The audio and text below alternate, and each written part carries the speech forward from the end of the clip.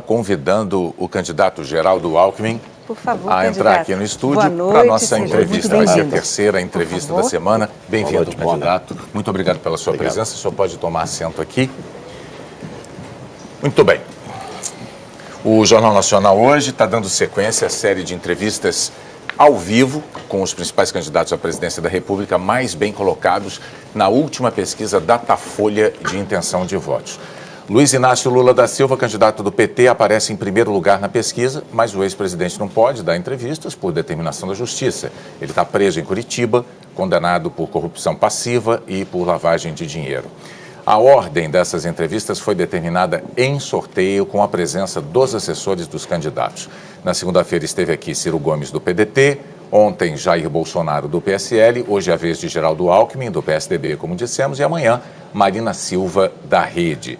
Nas entrevistas, nós vamos abordar os temas que marcam cada uma das candidaturas, questionamos assuntos polêmicos e tratamos da viabilidade de alguns pontos dos programas de governo.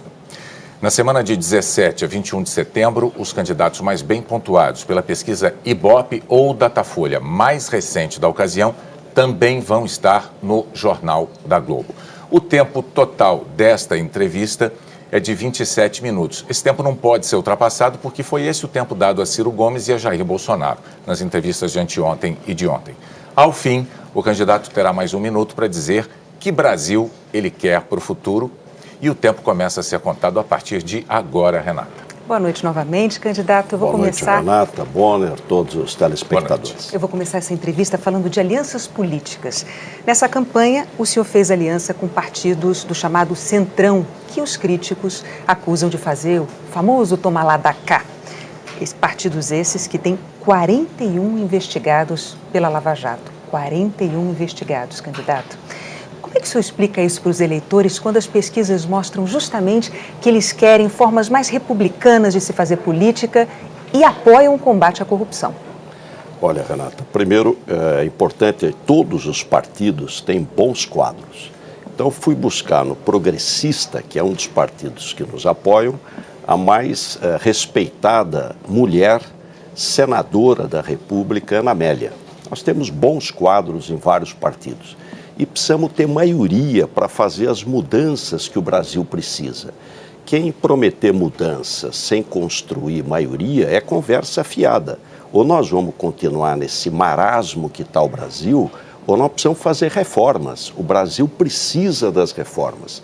E eu estou explicitando o que eu vou fazer. Reforma política, exatamente para não ter 35 partidos, reduzir o número de partidos, reduzir voto facultativo, importante, voto distrital, proibir coligação proporcional. Está falando dos investigados.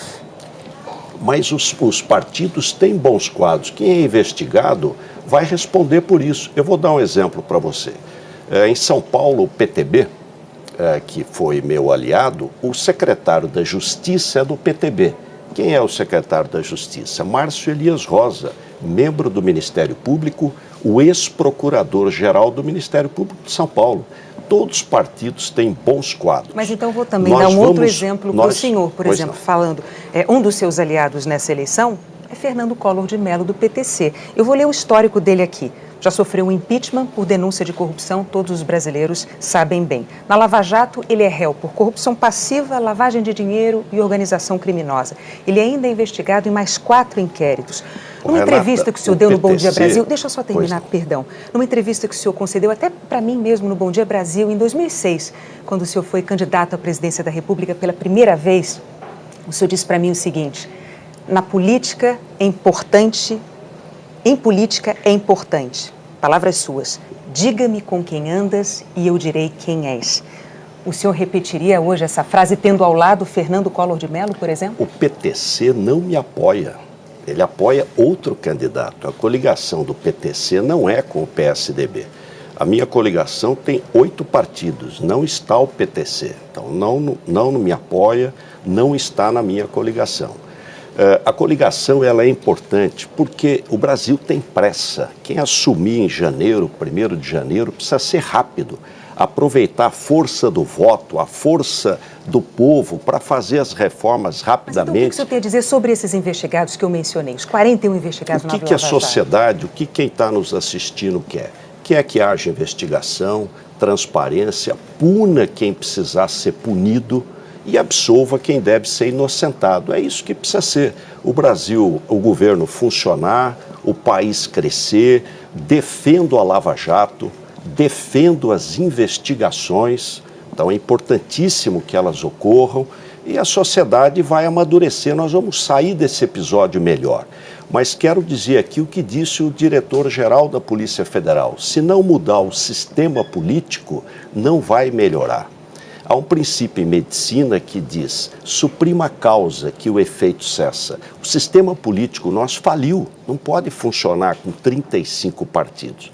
Por isso, a primeira reforma que vou fazer é a reforma política. E vou ter maioria, porque o presidente é o líder, ele tem candidato. Volta a repetir a tal frase, né? Volto a repetir e vou governar, Renata, com os melhores quadros de todos os partidos que estiverem conosco. Mas então, candidato, o senhor tem dentro do seu próprio partido, diga-me com quem andas e te direi quem és. Dentro do seu partido, o senhor tem Aécio Neves e tem Eduardo Azeredo. Ambos com envolvimento em casos de corrupção. Eduardo Azeredo condenado, cumprindo pena. Aécio Neves tem contra ele uns vídeos muito eloquentes, muito explícitos, né? O senhor tem dito que é a favor da Lava Jato, o senhor é a favor do combate à corrupção. Como presidente do PSDB, por que é que o senhor não pediu, não propôs até agora a expulsão desses dois elementos do seu partido? Olha, Bonner, primeiro, o Aécio não foi condenado. Ele está sendo investigado e vai responder para a justiça. Nós não passamos a mão na cabeça de ninguém. Quem errou, paga pelo erro. Quem foi absolvido, será absolvido. O Eduardo Azeredo, ele já está afastado da política há muito tempo. Mas ele continua integrando o partido. Mas já está afastado da política. Aliás, ele vai sair do PSDB, não precisa nem expulsar. Candidato, não há nenhum incômodo, nenhum constrangimento de manter Eduardo Azeredo dentro do PSDB. Eu tenho que perguntar ao senhor o seguinte, a ética que o PSDB defende com tanta veemência e cobra com tanta veemência de partidos adversários, não vale para os próprios tucanos do PSDB? Vale, e nós não vamos para a porta de penitenciária para contestar a justiça, não transformamos réu em vítima, não desmoralizamos as instituições. E não expulsam um condenado como Aécio Neves era o Azeredo. Presidente do partido, ele foi afastado da presidência do partido. Nunca me passou pela cabeça ser presidente do PSDB. Eu só fui eleito presidente do PSDB porque ele foi afastado. O partido fez o que tinha que ser feito. Afastou, fez nova eleição, elegeu uma nova direção partidária e o Aécio responde na justiça. E Eduardo Azeredo, candidato? O Eduardo Azeredo já está afastado da vida pública há quase 10 anos. O senhor está dizendo, então, como presidente do PSDB, que nem passa pela sua cabeça tomar a iniciativa de pedir a desfiliação, o desligamento dele do seu partido. Ele vai pedir o seu desligamento. Mas eu queria dar uma palavrinha sobre ética, que acho que essa é uma questão central. Eu fui deputado estadual, 2 vezes deputado federal. Poderia estar aposentado, recebendo como deputado desde os 50 anos de idade. Não recebo 1 centavo. Sim, candidato. A lei, só para concluir, a lei permite, nem tudo que é legal é ético. E política é uma atividade essencialmente ética. Quem não tem compromisso com a ética tem que estar fora da política. A ética vai permear diversas questões aqui nessa entrevista, né? Pois é, até a propósito disso, 3 delatores de uma empreiteira narram pagamentos de caixa 2 para campanhas do senhor em 2010 e 2014. Um dos delatores, inclusive, dá detalhes de um encontro onde teria sido acertado esse dinheiro ilegal. Ele diz que o senhor entregou a ele um cartão do seu cunhado, recomendando que tudo poderia ter acertado entre os dois, entre o delator e o seu cunhado. Quando confrontado com isso, o senhor sempre diz que não é verdade. Mas o PSDB dá crédito às delações contra políticos de partidos adversários. Por que ela seria falsa para o senhor, com relação ao senhor, e verdadeira para opositores do senhor? Renata, primeiro, total transparência. total compromisso com a investigação. Isso é mentira. As minhas campanhas sempre foram feitas de maneira simples e rigorosamente dentro da lei. Nunca teve cartão nenhum. Aliás, a própria pessoa que fez essa delação, ela nem participou da reunião, ela mesma diz. A minha família, ninguém participa de governo. A minha mulher trabalha comigo há quase 40 anos como voluntária. Então, é importante separar o joio do trigo. Há uma tendência de misturar tudo e não é correto e não é verdade. Os três delatores, nesse caso, contam a mesma história, inclusive um deles dá detalhes disso. Seu cunhado recebeu pessoalmente o dinheiro. O senhor disse, então, que é mentira. É mentira, e por que seria verdade delações contra integrantes de partidos opositores ao senhor? Não estou eu que não estou dizendo. Não, Renata, não estou eu que estou dizendo que é verdade. É a justiça que está dizendo. Nós temos que respeitar a justiça. Não sou eu que estou dizendo se é verdade ou não é verdade. O que a sociedade quer? A sociedade quer julgamentos, candidato. A sociedade quer que as investigações ocorram, que haja transparência, que quem seja inocente seja inocentado, quem seja culpado pague pelo seu erro. É isso que nós queremos no Brasil. É uma prudência que, para os tucanos, o PSDB tem, e não foi tão prudente assim quando os acusados ou delatados eram de outros partidos, tenho que dizer. Não, mas nós sempre respeitamos a justiça, sempre respeitamos a justiça e defendemos a investigação. Nós vamos permanecer nesse terreno da corrupção porque é um tema que no Brasil, infelizmente no Brasil hoje, é um tema que se impõe muito. O seu secretário de Transporte, Laurence Casagrande, está preso, né? Ele é suspeito de fraude em licitação na obra do Rodoanel. Em própria defesa, ele diz que ele tentou evitar o aumento do valor da obra pleiteado pelas empreiteiras envolvidas, porque elas alegavam que havia surgido rochas enormes que dificultavam o trabalho delas. Laurence Casagrande diz, então, que o pagamento a maior no contrato contra o qual ele tinha se insurgido, esse pagamento acabou sendo determinado por um órgão terceiro, uma junta arbitral que estava prevista em contrato, uma junta de especialistas, estava prevista em contrato para casos de mediação de conflitos entre as partes. Muito bem, isso é o que diz Laurence Casagrande, que está preso. Mas, no inquérito da Operação Pedra no Caminho, o gerente de uma empreiteira disse que Laurence Casagrande teve uma reunião com diretores de empreiteiras para, segundo o relato dele, e eu vou ler aqui as palavras dele, para, aspas, melhorar o valor do contrato de forma irregular. Estamos falando da obra do Rodoanel. Laurence Casagrande, seu secretário de Transportes. Dizem este mesmo gerente e outros 2 funcionários que não havia nenhuma dificuldade extra que justificasse o aumento do valor dessa obra. Isso é criminoso, candidato. No entanto, e é preciso dizer, esse é o relato de testemunhas. Eles não são delatores, são testemunhas. Diante deste quadro, o senhor tem reiteradamente feito uma defesa enfática do seu secretário de Transportes, Laurence Casagrande. Esta defesa que o senhor faz é coerente com o seu discurso de combate à corrupção? Absolutamente coerente. Quero falar aqui com quem está nos assistindo. Eu assumi o governo em 2011, o governo do Estado de São Paulo, nomeei um promotor de justiça, aliás, mais do que promotor, um procurador de justiça do Estado para secretário de Logística e Transporte do Estado. Ele escolheu o Laurence Casagrande, que é um homem sério, correto, para presidente da Dersa. Ele foi o presidente da Dersa, fez uma belíssima obra. O Rodoanel está terminando. Houve um questionamento ao longo da obra em relação à questão de rochas que apareceram. Ele corretamente pediu para que o IPT se pronunciasse. O concessionário, a concessão não concordou. O contrato, essa obra é financiada pelo BID, prevê uma junta de arbitragem. A junta de arbitragem foi montada com 3 pessoas, professores da Escola Politécnica da Universidade de São Paulo, um indicado pela empresa, um pela Dersa e um independente. Os 3 decidiram que aquele volume de rochas não era previsível, que deveria ser pago. O BID concordou. Eu acho, nós temos, dizem outra coisa, nós temos que ser justos. Eu Eu acho que o Lawrence está sendo injustiçado. Bom, espero que amanhã, quando ele for inocentado, tenha o mesmo espaço para fazer justiça a uma pessoa de vida simples, uma pessoa séria, uma pessoa correta e que pode estar vendo uma grande injustiça. Aliás, nós derrubamos o preço do Rodoanel através das desapropriações. Veja, candidato, se ele for absolvido, certamente haverá espaço para isso. Se ele for condenado, o senhor terá endossado o comportamento dele e ficará numa situação delicada. Todas as informações que eu tenho, todas, Bonner, não há nenhum problema, nem na obra, nem no comportamento dele. Eu tinha adiantado alguns pontos da defesa de Lawrence Casagrande, o senhor os repetiu, mas o senhor omite esses relatos de testemunhas. Eu não tenho essas informações que elas você constam tem, do até porque inquérito. Estão em segredo de justiça. Não, constam do inquérito. Mas você é mais poderoso do que eu, consegue. Candidato,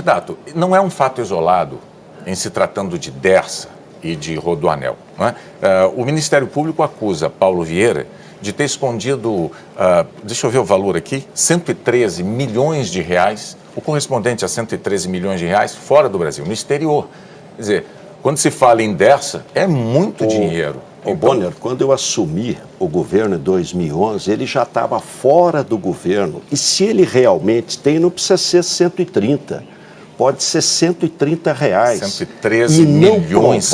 E não provar, deve responder por isso. Bom, só quando eu assumi do governo, o Rodoanel Sul estava inaugurado e ele não estava mais no governo. Bom, antes de passar para o próximo tema da nossa entrevista, eu só gostaria de deixar claro que o seu partido, PSDB, apoia, sim, Fernando Collor de Mello, do PTC, em Alagoas. Portanto, seu palanque... Não, Renata, vamos clarear bem.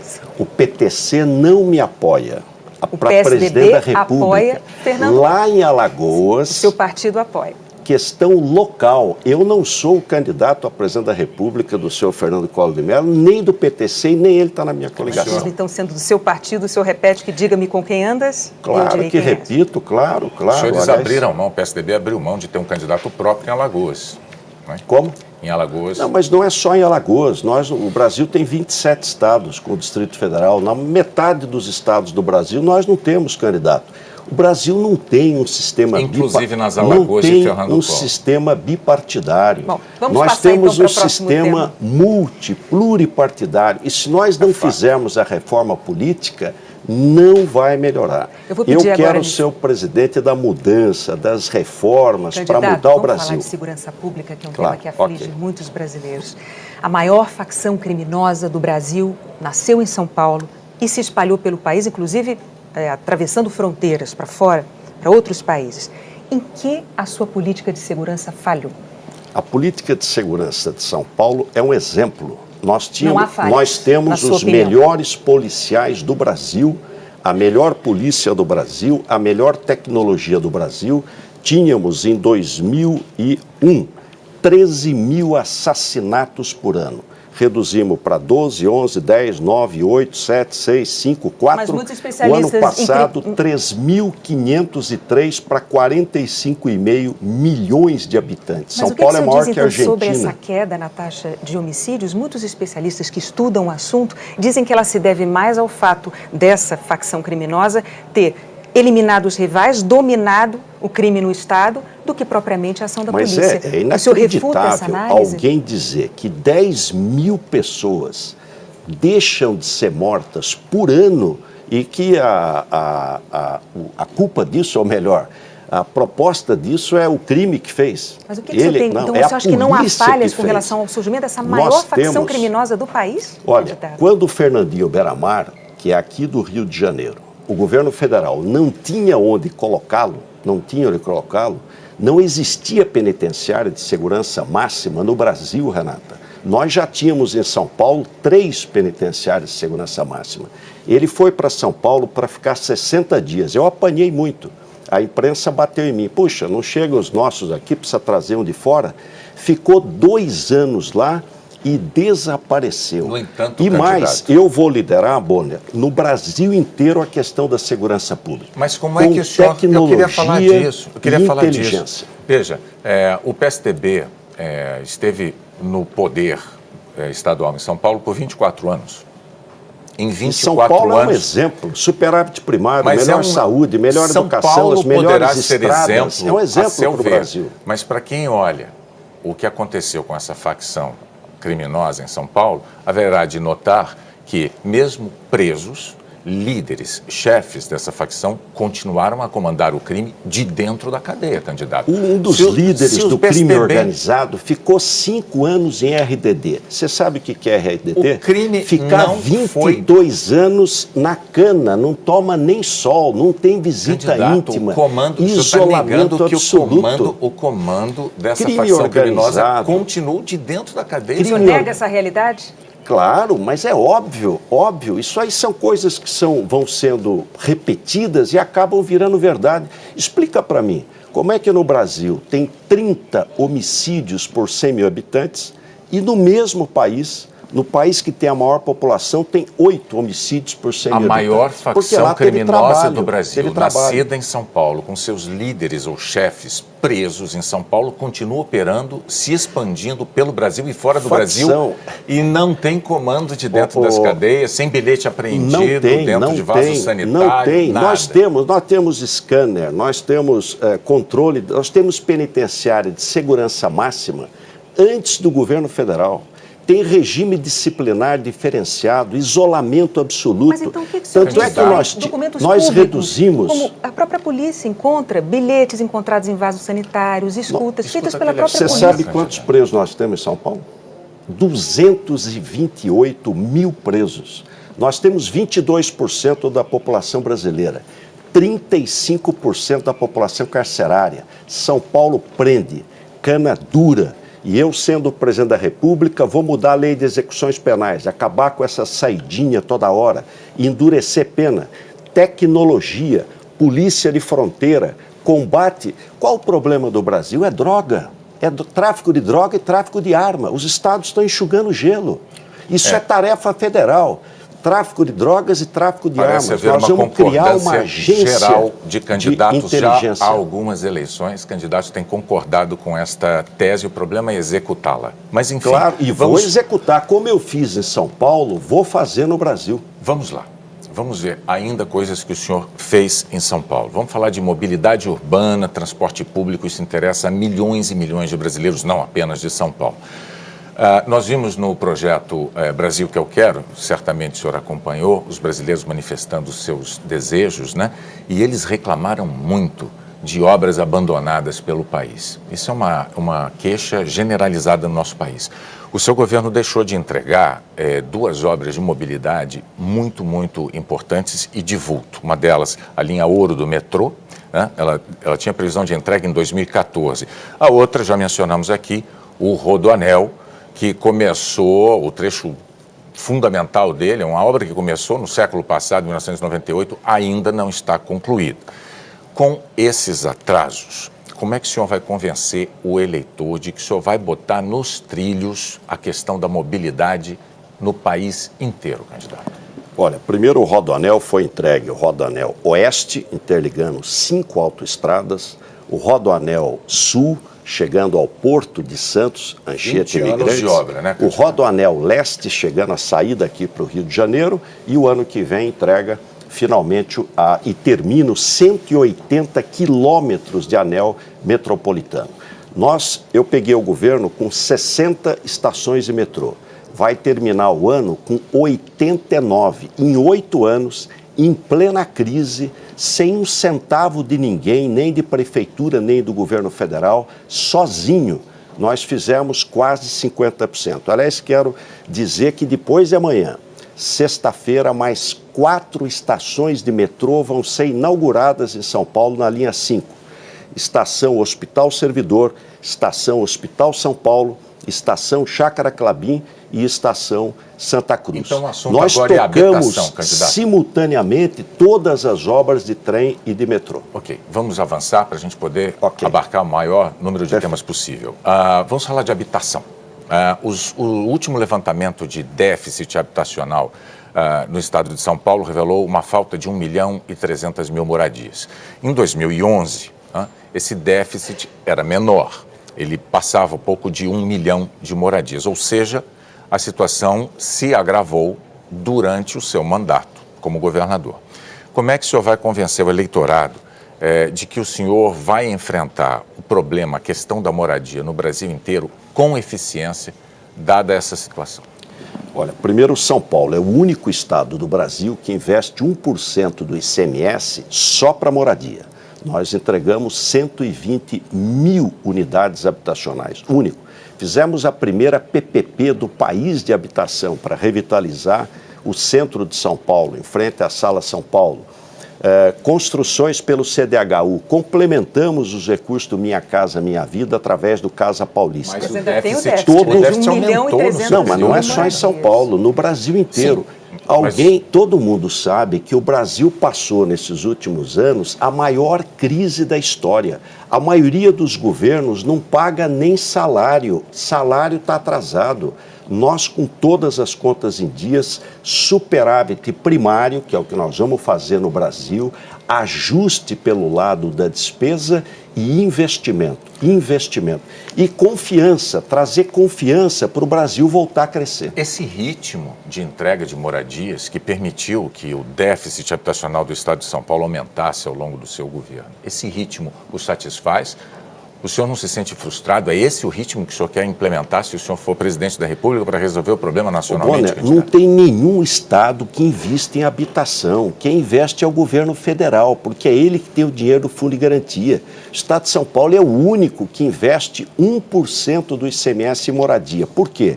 É moradia para você, que ganha 1 salário, 2 salários, poder ter acesso à casa própria e emprego na veia. Eu vou fazer um grande canteiro de obras, Bonner e Renata. Estradas, ferrovia, rodovia, portos, aeroportos, água, esgoto, habitação, porque é emprego na veia. É isso que o Brasil precisa, emprego rápido. A gente falou de habitação, que é um tema importantíssimo, mas precisamos também falar de saúde pública. O senhor defende as OS, as organizações sociais, como uma alternativa ao SUS. O senhor, inclusive, fez isso em São Paulo. E os resultados têm sido questionados pelo Tribunal de Contas do Estado. Como é que o senhor pretende evitar a repetição desse problema? Renata, as OS são um modelo. O hospital mais bem avaliado do Brasil é o Instituto do Câncer do Estado de São Paulo, o ICESP, eleito pelos usuários, o melhor hospital do país. É uma OS. Aliás, essa é uma discussão que nós temos muito com o PT e com a esquerda radical, porque eles dizem tem que ser estatal, nós dizemos tem que ser público, gratuidade, sim, equidade, universalidade. A gestão pode ser de OS, De fato, mas, por exemplo, o Tribunal de Contas do Estado dizem que essas organizações receberam ao longo de 5 anos 38 bilhões de reais do governo, né, dinheiro público. O presidente do TCE diz, inclusive, que o governo falha na fiscalização e no controle justamente para prevenir desvios, descumprimento de regras com esse dinheiro público que é tão importante. Mas ainda assim, essas organizações todas receberam do governo do Estado de São Paulo os valores integrais do contrato, sem cumprir as metas. É esse modelo, Renata, que o senhor quer replicar nacionalmente? Nós monitoramos e acompanhamos todas as OS. Nós temos as melhores OS. É a Escola Paulista de Medicina. Mas o que você diz sobre essa crítica do Tribunal de Contas? Não, o Tribunal de Contas aprovou por unanimidade todas as minhas contas. Sempre que ele aprova, ele tem recomendações que só nos ajudam a governar melhor. Não dá para cumprir essas recomendações? Dá para cumprir, claro. As OS são permanentemente monitoradas. Nós inauguramos em 8 anos, em plena crise, 16 hospitais novos, 23 AMEs. E é meu dever como médico, eu vou melhorar a saúde no Brasil. Reconheço que a saúde no Brasil precisa melhorar. Bom, nós chegamos aos 27 minutos, eu estou vendo o reloginho, tem que monitorar isso. Lamento ter que interromper, mas chegou aquele momento em que o senhor, como os demais candidatos, terá direito a 1 minuto para dizer qual é o Brasil que o senhor quer para o futuro. Olha, o Brasil que eu quero para o futuro é um país de oportunidade para todos. O Brasil tem pressa e o Brasil precisa mudar. E ele, para mudar, precisa de reformas. Nós vamos fazer rápido as reformas que o país precisa. Para quê? Para ter emprego. O seu filho, o seu neto, você, trabalhador, trabalhadora, ter oportunidade. O Brasil voltar a ser um país de oportunidade para todos e não deixar ninguém para trás. Por isso, com humildade, peço o seu apoio. Eu agradeço, em nome de todo o Jornal Nacional, Renata, todos nós, agradeço a sua presença aqui, candidato. Muito obrigado. Obrigada. A seguir...